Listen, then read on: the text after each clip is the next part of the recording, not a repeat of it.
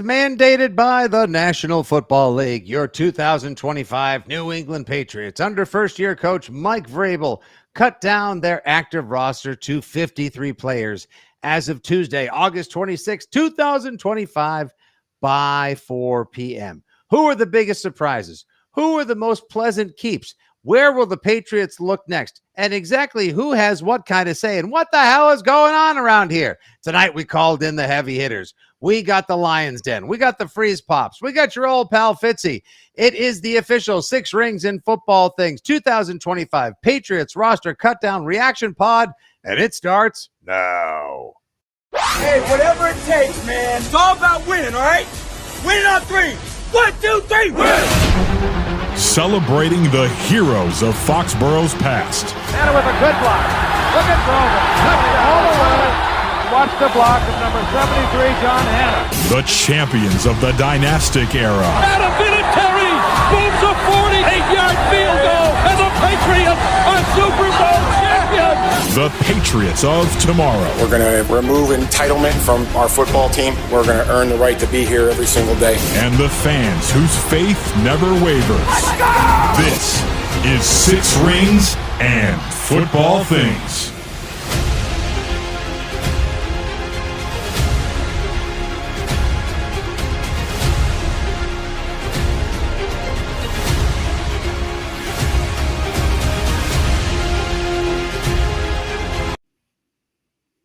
How soon will Bailey Zappi be back in town? Hour begins right now. Ladies and gentlemen, it is Six Rings and Football Things. The Patriots 53-man cutdown reaction pod is underway. Your old pal, Nick Fitzy Stevens, at the helm here on the USS Fanterprise, alongside the Lyons Den. The coach is in the house, Johnny Lyons. And, of course, the guy behind the scenes who does so much that you guys have no idea exactly how hard this guy works, how many miles he travels, and what kind of effort he puts in.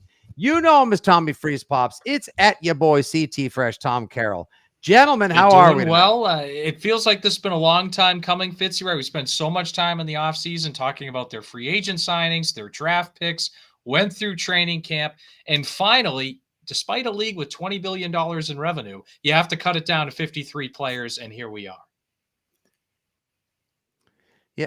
Tom, I imagine you probably were very anxious getting a chance to jump on a live pod with us here on the Six Rings and Football Things feed.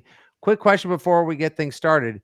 When you get your invitation to the wedding of the millennium with Travis Kelce and Taylor Swift, what will you get the couple that has absolutely everything? Oh, man. What do you get that couple? I'd say maybe you get them a bottle of barbecue sauce from Vince Wilfork. Little big market tease there. Wow, nice plug right there. That's a big market tease across all of the disciplines as well. I'm sure Travis Kelce, who's about to open a steakhouse or has opened a couple of steakhouses, I believe, with Patrick Mahomes, his big guy, his buddy from the Kansas City Chiefs, is familiar with the barbecue sauce as well. I just want to throw in the worst joke of all time, and I just want to say right now, real quick, well, at least now, maybe the podcast between the Kelce brothers will be able to reach new heights. I'm Casey Kasem. I just wanted to see John bat his eyelashes and just used to be mad. Fitzy. Why did I say yes? Love. Now we got bad blood. So let's move. Wow, good for you. That's a good. God, come on, shake it off. Come on, here we go. All right, anybody else in the comment section? Dude. I got a few. Wow. And the commenters are coming in. Of course, they have to get married. Travis is pregnant, says Patrick T. McNally. Good to see you guys. All right. So thank you very much to everybody who is currently watching us on multiple Facebooks, YouTube Live, Twitter, and so much and so forth. And of course, we appreciate everybody who subscribes to Six Rings and Football Things on Apple Pods, Spotify, iHeart, Odyssey, and wherever awesome football talk is found. Okay, boys, the Patriots, minus a small graphical snafu, after much hyperbole, speculation, and dialogue, were able to get their roster down to 53 players by the league mandated 4 p.m. earlier today. There were some surprises. There were a couple of players, several players, as a matter of fact, that were speculated to be traded or disbanded, dismissed altogether as well. I thought it was pretty solid and reasonably predictable. Kind of drama free. Let's go to you first, Johnny Lyons. What did you think as the Kyeds and the Daniels and the Reeses and the Whatforths all kept tweeting out about players that were cut and released from the Patriots leading up to 4 o'clock when the roster was So it's funny you say finalized? finalize, and even when the Patriots put out their initial graphic, it said initial 2025 roster. And I know it's obvious, but the initial word is so important. I think there's going to be a ton of movement in the next week, week and a half with this roster, whether it's IR stuff, waiver claims. So, I mean, most of this roster is the roster, but I think even maybe more than we're used to in typical years, you're going to see some movement here, whether it's on the O line, the defensive line, the receiver room. I mean, 8 receivers, that's 2 more than I thought they would keep right there. So it's interesting to me. Again, I know it's always the initial roster, but it feels like this year more than most, we might see some movement. Tom, I can't believe I have allowed this podcast to go just over 5 minutes without saying that I love 8 receivers being kept. A lot, not just a ton, an F ton. Because, of course, my guy, Efton Chisholm III, is a member, at least of the initial 53. And I don't think he's going to be one of these guys that they audition for just a couple of games, a la an Amendola-sized version of 2013 Zach Sudfeld. I think he's here to stay, and I think this is a diamond in the Eastern Washington, heavily compensated UDFA rough as well. But like John points out, the 8 receivers, like that's stupefying to people that's knew the receiver room was like obviously a position of need, but see glaring holes and needs across the rest of the roster as well. And Javon Baker is basically now Brendan Schooler 2.0 as well. Let me hear your first thoughts. To the 8 receiver point, I have to imagine that Kendrick Bourne is here because he has trade value. I think that maybe if he didn't, they would have let him walk. But for a team that is close to competing, a guy like Kendrick Bourne, you can give up draft pick compensation, maybe 4th rounder, 5th rounder type of pick, and you can bring in a guy that is a ready-made NFL receiver that can help a good offense continue to be a good offense. So like you guys have been saying, it's the roster right now. It's not going to be the same roster week 1. And when I see Kendrick Bourne making the team, my immediate thought is, where is he actually going to play come week 1? My guess is he goes to, and John Lyons, you seem to, as a former college football coach yourself, you seem to know the rules probably as well, if not better than anybody else at WEEI, save for maybe the people played like Wiggs and Ted Johnson. But the rules change constantly all the time as well. Are the current rules such that if you are put on IR coming off of the 53, but you're on the 53 initially, you only have to miss the first 4 weeks as opposed to you used to be done for the season? Am I I think correct? it's 2 slots for guys that are missing 4 weeks, and then the rest of the slots are guys that are missing longer term. There's been some recent movement on that rule. And one point too, you guys kind of touched on this, Javon Baker. I think him staying on the roster is actually tied to Travion Henderson. And what I mean by that is their primary kick returners have been Antonio Gibson and Travion Henderson throughout all of training camp and obviously in the preseason games. And we saw Henderson with the kick return. But the Patriots only kept 3 running backs. And I think they're going to want, at least within the first couple months of the year, for Henderson to take on a large role. And if they do that, I think they're going to try to limit his kick returns, which is an area that Baker has worked out at. He returned some kicks last year, albeit, he didn't flash it all by any means, but it's something he has experience in. Right. So I wonder if it could be tied to they think Henderson is going to have a big role by October and they want to limit his kick return snaps. So maybe you'll see Baker not just as a gunner, but as one of your primary kick returners as well. Yeah, I guess he'll be a gunner, possibly a returner. I mean, it's hard to not allow Travion Henderson to return as many kicks as possible when the guy starts the Vrabel era, the preseason, and the entirety of whatever is this new iteration of the Patriots off with 100-yard from scratch touchdown reception. But if he's going to be A, possibly your lead running back, and B, your most dynamic player on offense, as Ted Johnson and many others have called him as well, I don't know how many times you want him touching the ball from the 1, 2, 3, 4, 5, as great as he may be at it. Whereas a guy like Javon Baker, I'm not going to say like he's, first guy off the boat at Normandy, but he could be a bit more of a disposable part. I don't think he's going to earn many receiver reps anytime going forward as well, John and Tom. But yeah, I can see him being used in that capacity as well. Just real quick, in case anyone hasn't had a chance to look at the Patriots roster, it does bear repeating that the Patriots did tweet out their roster and then realized they made a mistake, and they left somebody on the graphic of the roster who was not actually on the team any longer, that person being Carl Strange, and they had to redo it. They deleted the tweet. They put it back up. Here you go. We have 2 quarterbacks, Dobbs and May, 3 backs, Brown, Henderson, Stevenson, 3 tight ends, Hunter Henry, Austin Hooper, Jack Westover. We'll get to the usage of the tight end / fullback in a second, Johnny. We have the aforementioned 8 receivers, Baker, Bourne, Booty, Chisholm, Diggs, Douglas, Hollins, Williams. You knew Mac Hollins, by the way, Tom, in a video I believe that you captured for the IG and the socials of EEI, was a lifetime Patriot when running drills on Monday, ran through Mike Vrabel with the tackling pads out. Like, come on, most hardo move ever. Right? I loved it. Absolutely loved it. I mean, Mac Hollins is a big guy, and I think we'll get into him a little bit. I think he's going to be a much bigger part of this offense than people realize. Yes, and he's also going to be a much bigger part of your responsibilities this fall, because every time he comes out dressed like he's going to Studio 54, but he's actually playing for the Patriots, he's going to catch the eyes on social. Offensive line, got 9. Bradbury, not long for center on the New England Patriots. That's disposable Ryan Wendell for everyone who's a hardo like you and me, Johnny. Ben Brown, Marcus Bryant, rookie. Will Campbell, I should say. Vidarian Lowe, Morgan Moses, Michael Weno, Caden Wallace, the second-year tackle, now possibly a tackle swing guard, and Jared Wilson. D-line, this is where things start to get a little crazy for the unit or the side of the ball where I think people expect the Patriots to be more competent and dominant at first. Your D-line, you got 6 guys, highlighted, of course, by Keon White, Milton Williams, and Barmore.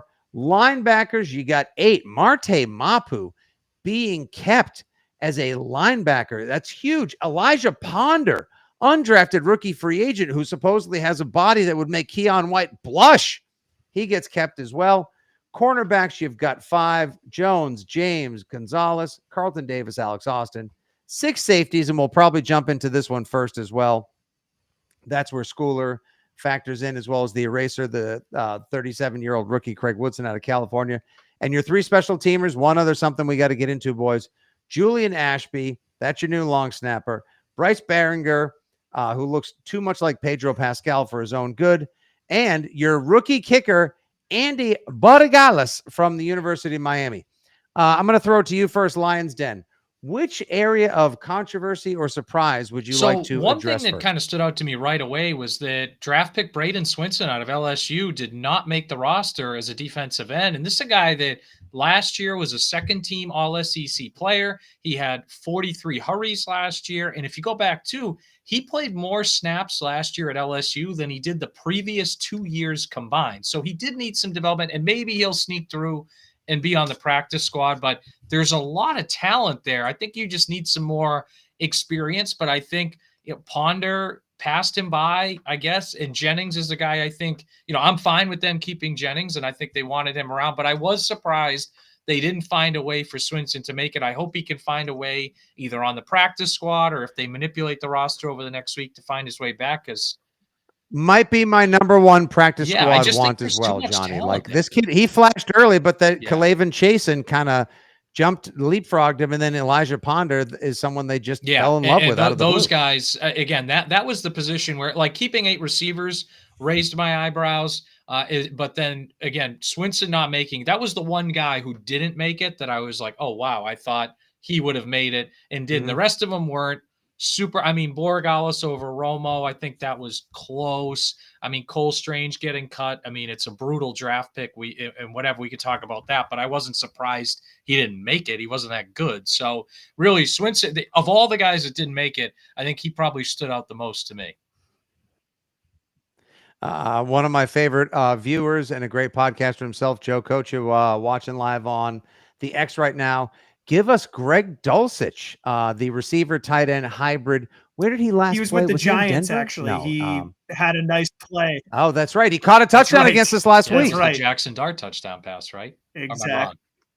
That's right. He caught the freaking dat early on as well. Quarterback could be a spot for his pops where we may see the Patriots add as well because they were none too pleased with the Dridge. Let him go to the waivers.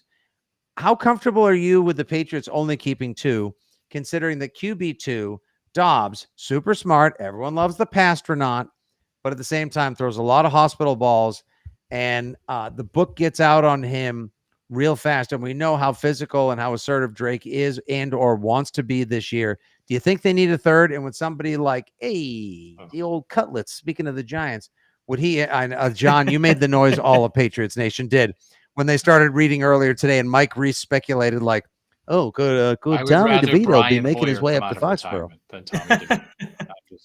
So I would rather Axel Hoyer come out of retirement. Hoyer the friggin' destroyer. So what do you got for his spots? It's funny you mentioned DeVito because at the Giants game up in the press box, guys were bemoaning the idea of him being the third quarterback because they didn't want to deal with his agent, whatever that guy's name is. I interviewed that guy once.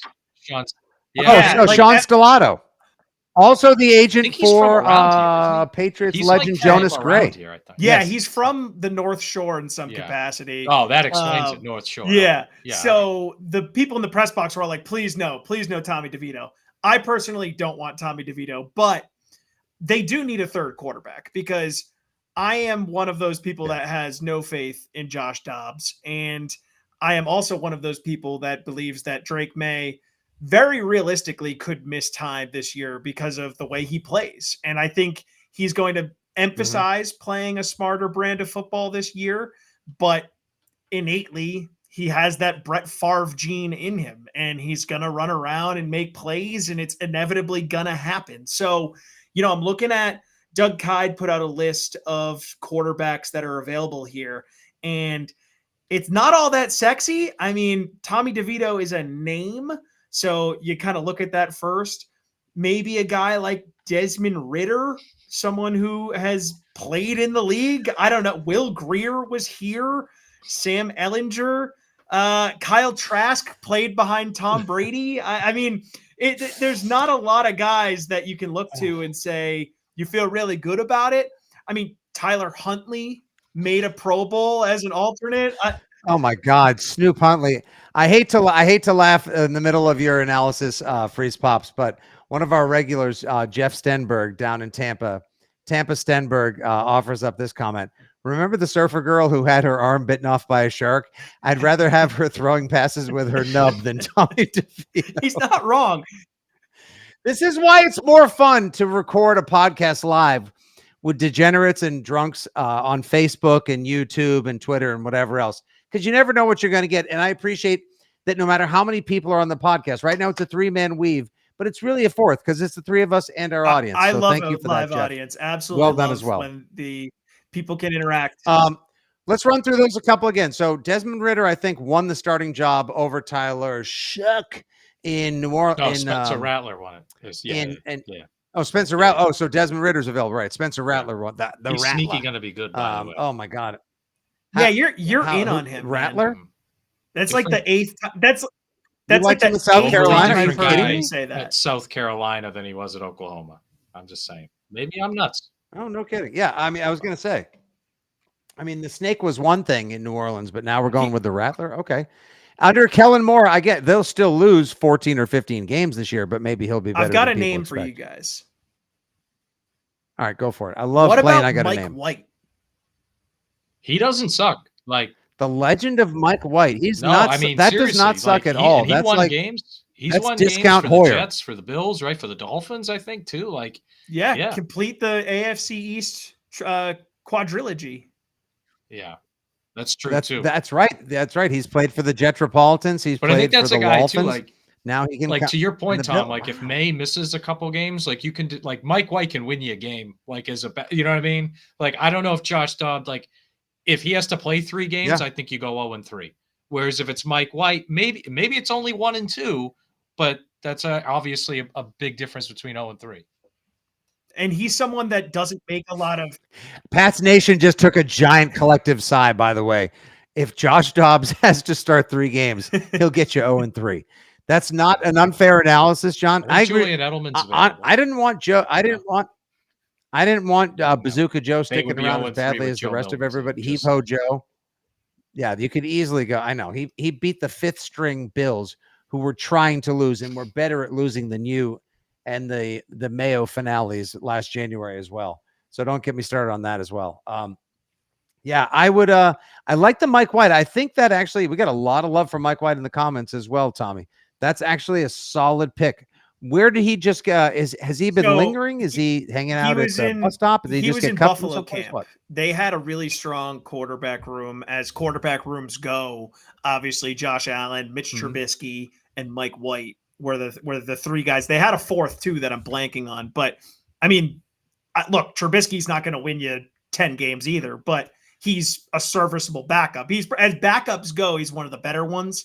So the fact that they had Mike White as that 3rd, he kind of just became the odd man out. So my guess is that, and I haven't seen this week's episode of Hard Knocks, but you have to imagine maybe They love Josh Allen on this week's episode in a stunning turn of events.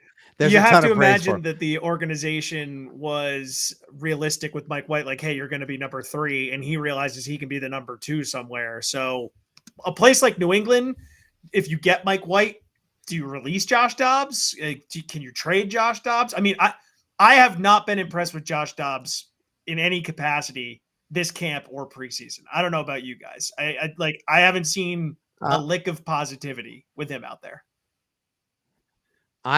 He can scramble. He's again, smart guy, good teammate. I'm sure he was signed for his lack of controversy and his intellectual acumen and football smarts, as much as he was his ability to lead I should say, receivers into the last pass they'll catch that particular season.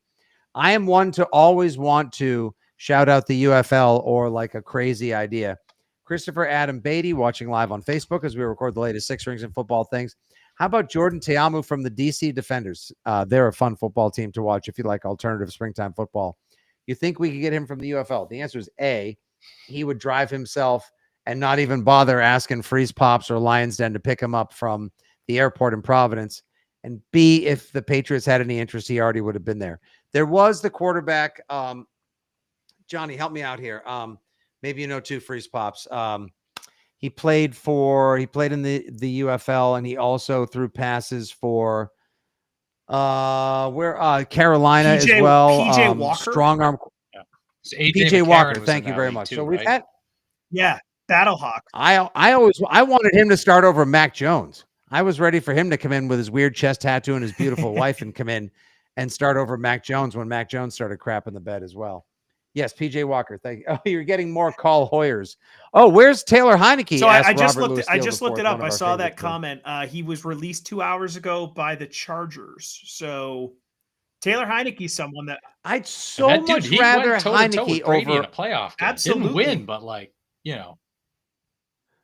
that game might merit a late night rewatch. Andrew Callahan recently tweeted out what a fun rewatch the Brady Mac Jones game was from 2021. Yeah. Just like if you're up late and you want to watch a random game, he said it rewatches better than it did if you were too nervous or tense. Wow. I was just gonna say I was there. Watch that. I like when people say what's the lone touchdown Jonnu Smith scored. It was on the Deion Branch post pattern underneath the goalpost. Yeah. I think Jonnu Smith's going to have a nice season in Pittsburgh, by the way, but that's a different conversation for a different day. I was going to say, yo, Freeze Pop, shut the F up. No, I mean, it's so strange how the man came here, couldn't do anything right, and then all of a sudden was just a monster everywhere else. But, Arthur Smith, he obviously has the keys to unlock him. Everybody else, no dice. Thoughts on taking Zappy back? Would you guys? I'm not opposed. I mean, he is someone that can go out there and win you some football games, right? Like he did it. I don't think he's very good, but I'd feel more comfortable with him than Dobbs, really. And I maybe I'm just super low on Dobbs because I saw it in my face every day for 20 days of training camp and 3 preseason games. Mm-hmm. And I saw him put Kyle Williams in a position where he could have almost got him killed in the preseason in Minnesota. Realistically could have missed regular season games for what the position he put Kyle Williams in as a veteran starter in the league, guy that has started in the league. That shouldn't be happening. So, like, I'd feel better with Zappy. I don't think he's coming back here personally, but yeah, I'd feel better with Zappy than Dobbs. Yeah, I I'm don't know sure if somewhere. I'm sure John somewhere. Austin Cauley is like, oh, I know what a hospital ball is like. Peyton threw plenty of them to me. Thank you very much, and I can relate to this guy. Yeah, maybe Jared Stidham's available too, the Brady successor. Let's go get Liddy like Stiddy, baby. Hell, I I'll love take Stiddy. I'll take freaking Cam Newton's still available. I'll take freaking Cam Newton, who can't be Superman to his kids anymore. Did I you wish like? Wait, hold on. Did you just say you liked Cam Newton? So I wish Cam Newton had been healthy when he was here, because I think that would have been unbelievable. Like, just the skill set with McDaniels. But that's the point. He was like that. I'm just like, I know it's a total hypothetical, but like everything they didn't get when they didn't draft Lamar Jackson, like if that Cam Newton year, that would have been, it just would have been a lot of fun. Like, that would have been something totally unique. And I still appreciated I mean, again, I take a lot of lumps for this, but I appreciated the fact that Cam Newton tried his ass off. Yeah. In the COVID year, with no fans in the stands, being the guy who had to replace the GOAT, the most unenviable position on a roster bereft of talent. You want to talk about like savaged bones of a zebra on the Serengeti. Like, there was no meat out there for him to work with, and yet still 7-9 and semi-entertaining along the way. Boys, let's play this one. Let's just run through the position groups. Somebody stop me when they get to a position grouping that had a surprise as far as a keep, as far as a dismissal, or as far as holy smokes, we need to address something. We obviously just went through quarterbacks, running backs. I think we're good. Stop. Okay, go. I wanted to ask you guys this. So 3 running backs. I don't know, like Trevion Henderson, rookie. I kind of thought they were going to carry 4 there and not to just like nitpick everything. Like, we're only 2 position groups in, but I thought Terrell Jennings showed you something this camp, and I thought JaMychal Hasty showed you something last season in regular season games when he was given opportunities. So I thought one of those 2 guys would be here in a 4th running back role, so to speak. Probably like pseudo special teamer / running back role. So that one surprised me.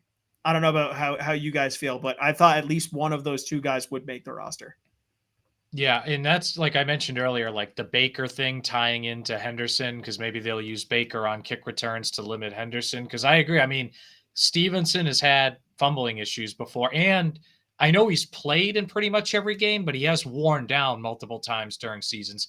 Henderson obviously is a rookie, so I thought they might keep 4. But the issue is, if you're going to keep, 7, 8 receivers, and obviously 8 in this case, you can't keep 4. Right. It's just, so I hear you, Tom. And like, Hasty was the one that I thought they would keep. He has a nice speed element, but some power too. But I guess, I thought they would have kept 4, but and maybe this is where they looked at Kendrick Bourne's value and said his value in the offense and with Josh and knowing the system as a vet is more than a 4th running back. It's a good point. It's an interesting point, because I think given one guy's a rookie, another guy has worn down in the past, and I think it could be a great tandem, but I thought they might have kept 4. Actually, Joe C in the chat points out that Lan Larison would have been 4, and I think Tom Curran said he was going to make the team. I thought he would have. Freeze Pops, you were down there all the time. How did he? I thought he looked great. He was the leading pass catching running back in college football last year as well. That was another one of these UDFAs in a draft in which they absolutely myrtleized the UDFA captures, because look what you got: DJ James, you got Efton Chisholm III, and Elijah Ponder. Yeah, no, I'm with you. I think that he definitely would have made the team, and for exactly what you said, Fitzy, like, he could catch the ball. Like, he was a legit, like, I called him Diet Burkhead. Yeah, I didn't want to make like the white running back comparison, but like Burkhead, Danny Woodhead, short little white guy that can catch the ball quick. Like, I think it would have been a great fit. But obviously he got hurt. But yeah, so that, not to immediately stop you 2 groups in here, we've stopped at both groups. It's a worthy discussion. Now that's what we're here for. No one's in a rush, and this is the content people are here for, and that I'm happy to knock around with you boys. All right, tight end. I don't think we need to bat that one around. Nobody was too excited about CJ Dupre or I was Jaheim- kind of hoping G. Scott Jr. could make the roster. I mean, he was recruited at Ohio State as a wide receiver and added, I think, 25 pounds to his frame. Just as a pass, don't be shocked if he's a practice squad guy and maybe eventually Sure. develops into a decent, just a little note on him. And he's fast for his size, Yeah, man. but that's the thing. He was a he receiver in flashed. high school. Like Yeah. the speed. You're right, Tom. Like the speed. Mhm. So again, I just little note. I don't be shocked if he's Looked good at practice too. squad. Quite, he made a couple Yeah. He made a couple catches the day that we were there for joint practices with the Commanders as well. So that's a solid point, John. Obviously, D-line, I think we're good with. Linebackers, we addressed the surprise with Braden Swinson as well. Hopefully, he sneaks through.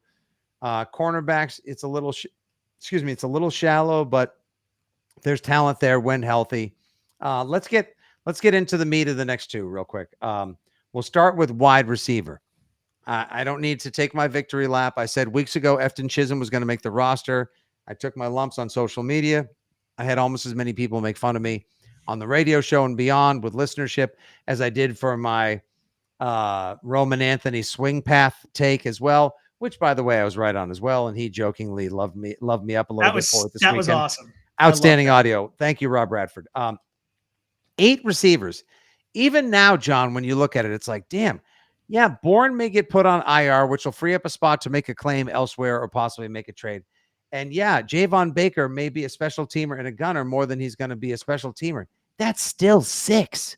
That's a lot of receivers to keep in the modern NFL. Yeah, and I'd still sit here and tell you I'd go after Jacoby Myers if I were them. But yeah, look, when you look at these 8 guys, like the Baker thing, I've mentioned it already, right? I think that's tied in somewhat to Stevenson and special teams.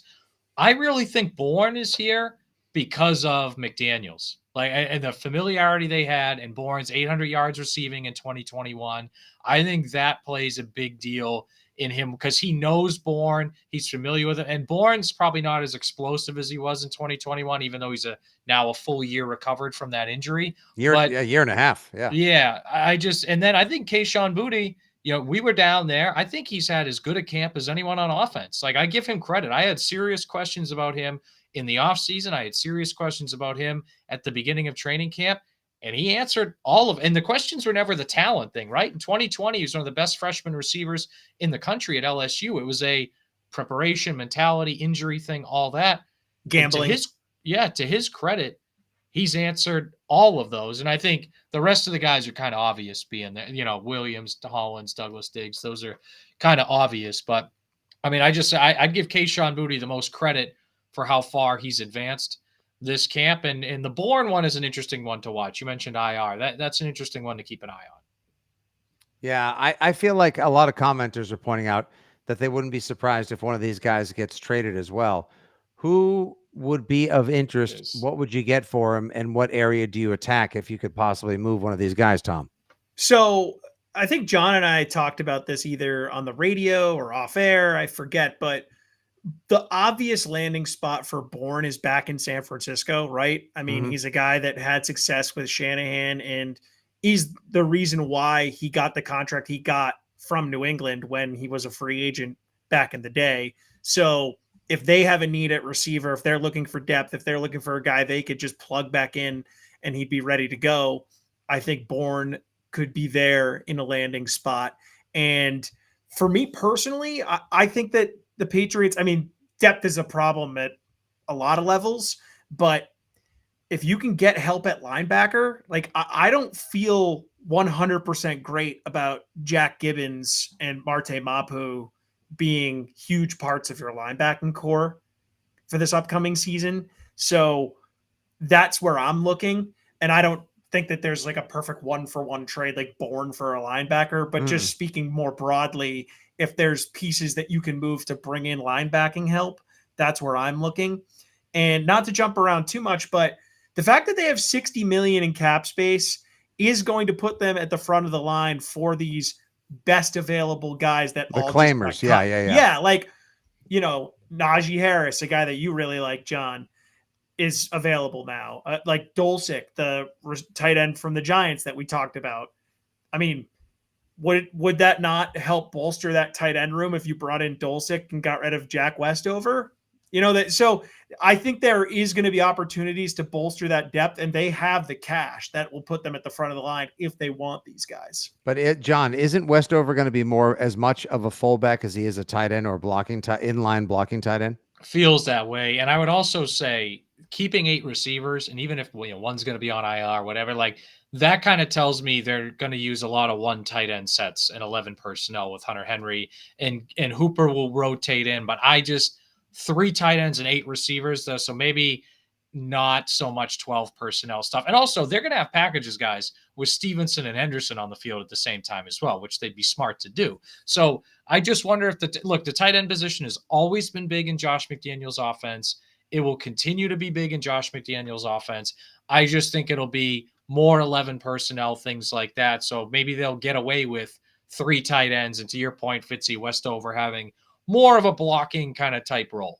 Yeah, it's kind of fun watching 87 get out there in space a la Jakob Johnson and just try to smash into guys. Like Gronk always loved throwing somebody out of the club, but like it's just, I don't know, maybe that's just one of those numbers where it's like, maybe we shouldn't have somebody else wearing it at this point now, as much as we love seeing a full. I would retire that one. I had this conversation with Tommy on, didn't we talk about this on the air about the 3 numbers or whatever I'd retire for the Patriots? That'd be one. You might not have been talking about it with me, but I'm with you. If you're going to retire another jersey, it should be one of those ones that's like unofficially retired, right? Like that happens sometimes. Like no one wore 12 until Brady was retired. Like one of those things. And if you do that, Tommy Freeze Pops, if you do that, do you then have to, like, when you retire it, do you have to say at the induction, do we have Bob Sosi outside the Brady statue at the Hall of Patriot Place, the Patriot Place, just going, and lest we forget as well, how important and how great back in the 1990s Ben Winter Coates was as well. So it's funny, like that guy was the jam growing up. He was the dude. I would retire 24 and 54, and I would do exactly what you're saying, Fitzy. 24 would be for Ty Law, Darrell Revis, and Gilmore, and then 54 would be for Brewski and Ty and don't forget, I think was it Wheatley who also wore 20, or was it Will Height? Will Height, because I think Wheatley was 22. Yeah, bingo. If I remember. Yep. Will Height, either one. Yeah, the 4th and 2 game, it was Jonathan Wilhite that gave up the game-winning touchdown. Jackass. Yeah, that's right. No, you're right. It should be a shared retirement of 87. 87 and 54 should be worn no more. I would add 24 to that list too. Yeah, that's a good call. All right, so this 8 wide receiver thing, we think Matt Collins is going to have a bigger role. Yeah. We're not sure exactly how long it's going to take Kyle Williams to catch on. Everybody thinks Pop Douglas is going to have 90 receptions. I'm still waiting to see it. That's a prove it or lose it deal to me, as much as I like the kid because he's such a vibe and such a little beacon of positivity. Steph Diggs, what are we going to do for like 71 and a half catches as an over-under, 68 and a half for 750 yards and 4 touchdowns? Where are you at with that one, Lyons? Yeah, I'm kind of with you on that, especially now that he's going to be ready for week 1. I mean, he had 800 yards receiving through half the year last year, and he was, clearly the number 2, and at times, when they were all healthy, the number 3 option, if you include Tank Dell and Nico Collins down there. So, yeah, I mean, I see, and you think back to Kendrick Bourne's first year with McDaniels, the 800 yards receiving. Like, I think 800 yards is in the neighborhood for Diggs, 5-6 touchdowns in the neighborhood. I think that's a safe bet. Because they're gonna go to him a lot. And I don't have Steph Diggs' yak numbers in front of me, but just from watching him play, it always felt like Josh would find him under the defense and then he would just go. And knowing how Josh McDaniels' offense works, where he likes to get that ball out of the quarterback's hands often, and Steph Diggs getting open underneath the defense and making plays, like I could totally see him having a year like you described, Fitzy, 71, 72 catches. I personally feel like Steph Diggs is going to be set up for success in this offense. Is there any chance that Steph Diggs, I'm not talking in case anybody is getting into their 2007 Moss bag vibes, he's not being kept under, the Ferrari's not being kept in the garage, and then Cameron and Ferris are going to take it out to everyone's surprise. But like, Are we talking like he's been managed and mitigated for a reason, and then we'll actually see like a stunningly good performance with that 9.5-month ACL come September 7th as well. Like I'm expecting a little more than everyone is projecting, but I'm also not looking for 2021, 2022 Steph Diggs. Yeah, I think if I kind of agree with you, Fitzy, because when he was signed, the conversation was about week 5, right? Like, can he come back around week 5, week 6? That was a lot of the conversation. And now we're sitting here week 1. Like, even if he's 70, 80% of himself weeks 1 through 4 leading into week 5, I think you're, again, it's not going to be 07 Moss, right? We know that, but like, it's going to be, if he can be kind of what Chris Hogan gave you in 2016, and maybe not lead the league in yards per reception like Hogan did. I think that's unrealistic, but come in and be pretty productive right away and make a handful of big plays a month. I think that would be, that would be a great, great ceiling if you could get that out of him. You're talking to a major Chris Hogan stan. I think his 2016 is one of the more underrated. It is. Okay. Led the league in yards per reception. Fun little aside right here. 2014 LaFell or 2016 Hogan? Ooh, I thought LaFell was super underrated. I'd go Hogan, but LaFell is like lost in the fold because that 2014 team had so many dudes on it, like guys that we remember, name dudes. But LaFell was really good. I would probably, by the way, the 2014 team I think was the second best Patriots team in team history. But I'd go Hogan, I think, because you had Gronk injured that year. So you had to get more out of your offense from the receivers. Malcolm Mitchell was a rookie as well, good rookie, but a rookie.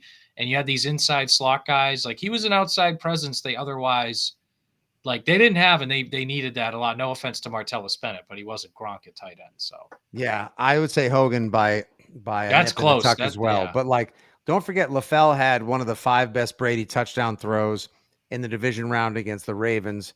That dime to put them up 35-31, and then the first touchdown in Super Bowl 49 as well. Yeah, he had a nice dart. Super Bowl. Yeah.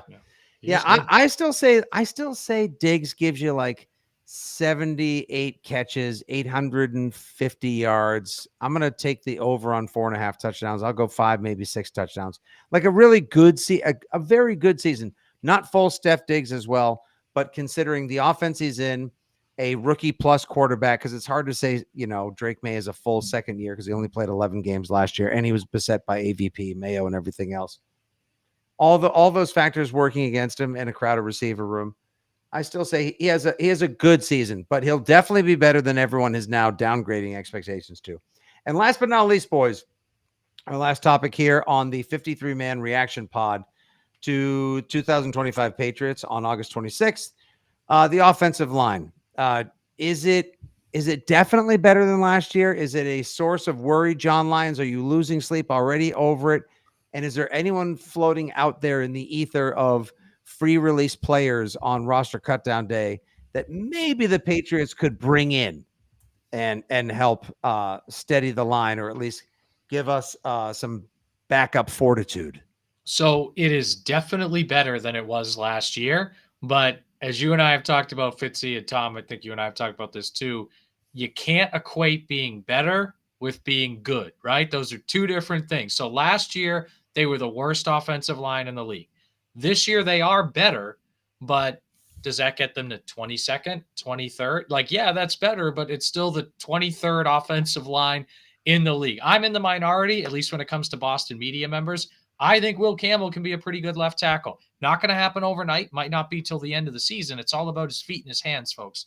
Everyone wants to talk about his arms. Watch his feet and his hands. But I think if it's him and Jared Wilson together on the left side, and I love Jared Wilson as a player, but 2 rookies, you might have some growing pains there, but I think at least there's talent. I think Morgan Moses will stabilize things for at least 2/3 of the season at right tackle. On when it will be good at right guard. Ben Brown is a decent enough rotational guy. And Marcus Bryant, nice camp from him. Pleasant surprise. Yeah. Nice camp for the big guy in the 6th round. Tackle with long arms. How about that, right? Nice camp from him. Started 13 games at left tackle last year. Everyone talks about Armand Membu, right? But he started 13 games. I think it was 2 years ago, whatever. And last year played right. But he's played left tackle a lot. And he can play, obviously, right tackle, as we've seen in camp. So it is better, Fitzy, no doubt. But better is not going to equate to it being really good overnight all of a sudden. It's going to take a little while. Yeah, so we got a lot of swing guys on the line, Freeze Pops. We got Caden Wallace, who was drafted as a right tackle, tried to play some left, now maybe a guard / tackle swing. Vidarian Lowe. I'll put $1 in the Vidarian Lowe jar for saying that. I heard he's one of the nicest guys in the world, but he's also Vidarian Lowe. That's $3. Like Freeze Pop said, Marcus Bryant. Ben Brown, who comes in, quote, off the street last year. Released from I forget where at this point. It's also Detroit. Detroit. Okay. Comes in, starts at center, plays fine, Bradbury-esque, if you will, but then they go and they pay for store brand Ben Brown with Garrett Bradbury. Like I said, Ryan Wendell Light. Like there's a lot of swing variables in there as well. I just need to see on when who locked down his $19 million a year post. I want to see Jared Wilson stay healthy at left guard until he takes over at center, where I would prefer to see him, and I think all of us would. And as far as Will Campbell goes, just don't suck in pass pro, because I know when it comes to run blocking, like you pointed out, Lyons, the guy is a mauler, the guy is a beast, the guy is an absolute animal. You probably have a good idea as well. Like, John, did you Freeze Pops, rather, excuse me, did you see anyone get released today? You know, I saw there was Skipper from Detroit. Obviously, Trent Brown got cut free. Anyone else out? Lael Collins, get out of here. He hasn't been healthy in 3 years. Any possible options out there the Pats could maybe entertain bringing in should a Bourne get moved to IR or somebody else get traded? Yeah, so I've been scouring the interwebs for available offensive linemen that I think would be good fits here. And like you mentioned, guys like Lyle Collins or Trent Brown, I just think that they're past their prime. And it's all guys like that that are hitting the free agent market right now from these teams. So it's going to end up being someone like a Ben Brown that comes in as a sort of unknown younger guy that can play multiple positions that I think that the Patriots will end up bringing in. I think that unless you're really locked in on like that secondary offensive line market, like John might be, I don't know that a lot of people are going to have a name readily available for you. I think it's going to be the Ben Browns of the world, big body guy that can play multiple positions. I think Caden Wallace did himself a huge favor being willing to play guard with the big body that he has. So now he has versatility. Like they're going to need to find guys that are big and can play multiple positions. Like you said, Fitzy, I personally want Jared Wilson playing center at some point this season. And they're going to have to just figure it out at left guard. And maybe Ben Brown is that guy, but I want Wilson at center. I think he's going to be the future at center for this team. And Cole Strange, John, after 3 seasons, laughed at and mocked by the F them picks Rams. Les Snead and McVay. Oh, Cole Strange got taken in the first round. I thought, well, so much for us having him on the fourth. Ha ha ha ha ha. God, the supervillain laugh haunt me into my dreams. You know, if they don't take him and they don't screw around in that draft, you have Trent McDuffie at cornerback as opposed to, listen, not that I don't love Gonzo, but that, Anyway, what Freeze Pops was basically saying, John, was the call is going to have to come from inside the building, it seems, if there's going to be any help or swing assistance this year on the Pats offensive line. Yeah, and just kind of like, not to state the obvious, but like these guys are available right now for a reason. Like when teams have good offensive linemen, they don't release them on cutdown day.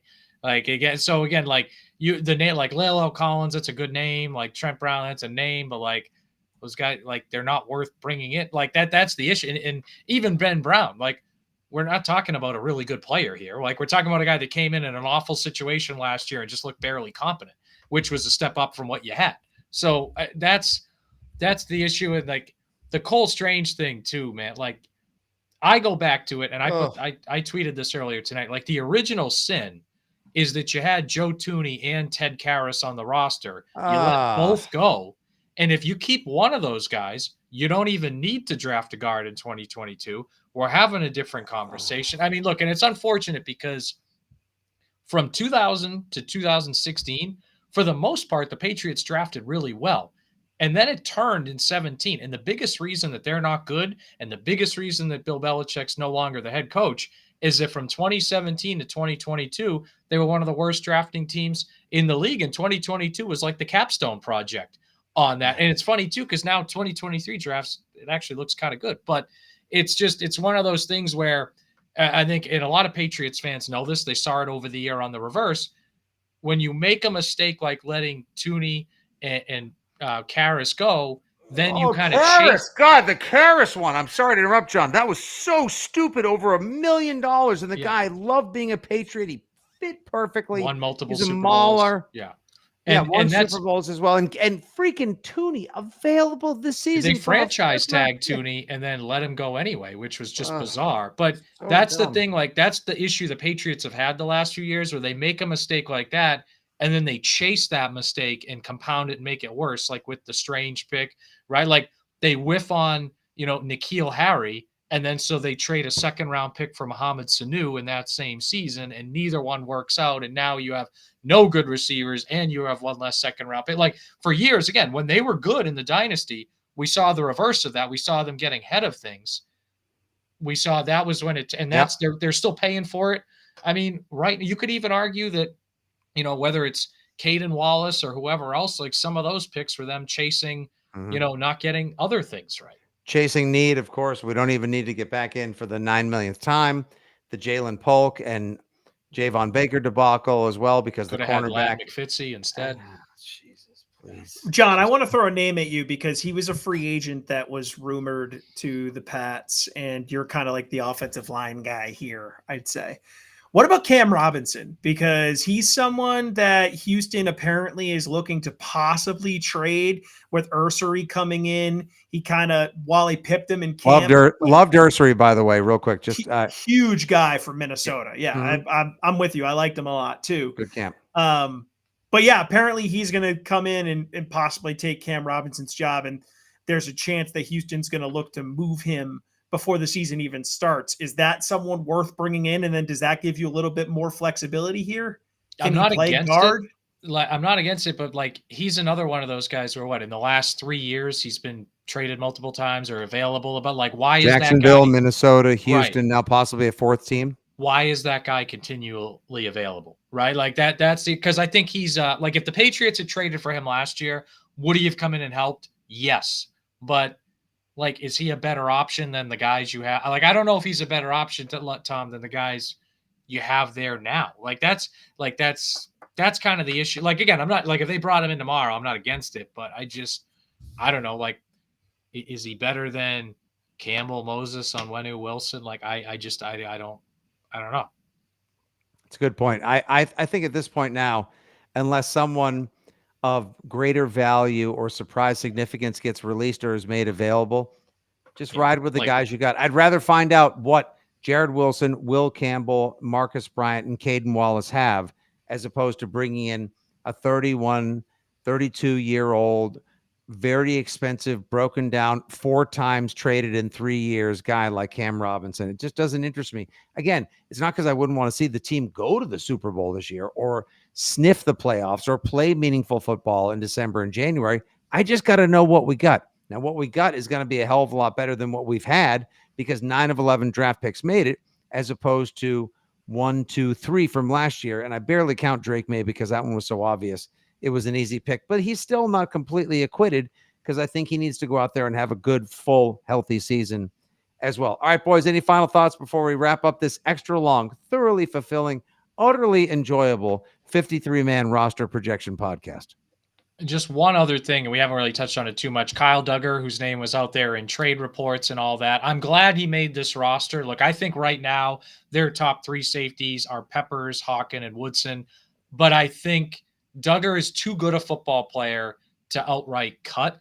And I wonder if they can use him much like the Patriots used Adrian Phillips a few years ago, where have him play in the box at a quasi linebacker type role. So I'm glad they kept Duggar. Again, I know he was injured last year. I know he didn't play well. I know he has limitations in pass coverage. I just think and forget the money, I just think he's too good a football player to outright cut. And if Vrabel is as good of a defensive coach as we all think he is, I think you can find some creative ways to use him and get that downhill speed in the box, at least in some situations. Yeah, that was going to be my point, John, is you keep Duggar and you keep Anthony Jennings. And those were 2 guys that it felt like, I don't know, 10 days ago that they were going to be out of here. And then I think everyone took a step back and said, this is a team that cannot afford to lose good football players.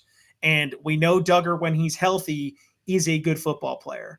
We know Anthony Jennings can get after the quarterback. We saw him do it against second and third stringers in Minnesota, but we've also seen him do it in regular season action as well. So I'm happy that they kept those two guys. And if the right deal pops up, then sure, you move them and you help with the rebuild. I get it. But as far as winning football games starting week 1, I think both of those guys help you in that effort. So I'm glad they're here. Much like a Stanley Kubrick film or any great piece of art, this is a work in progress. There will be changes aplenty made throughout the course of the next 12 days until, of course, and yes, I have to say it this way, Sunday, September 7th, and John Lyons will be there as well. The New England Patriots open up the first game of the Mike Vrabel era at 1 p.m. at the Razor against Pete Carroll, Geno Smith, Ashton Genty, and the Raiders. It's going to be fun. They could make some trades. There could be some guys stashed on IR. There could be some more cuts made. I, too, am a subscriber to the idea you need more talent or solid, dependable, professional level football players like a Kyle Duggar, who I believe is being held accountable in a court of overpaid law because of the contract that he accepted last year when Elliott Wolf and company that were trying to figure out what the hell they were doing with and or for themselves offered him way too much money. Jennings is a perfectly fine edge-setting, slower Belichick type. Most football teams could and should find a use for him.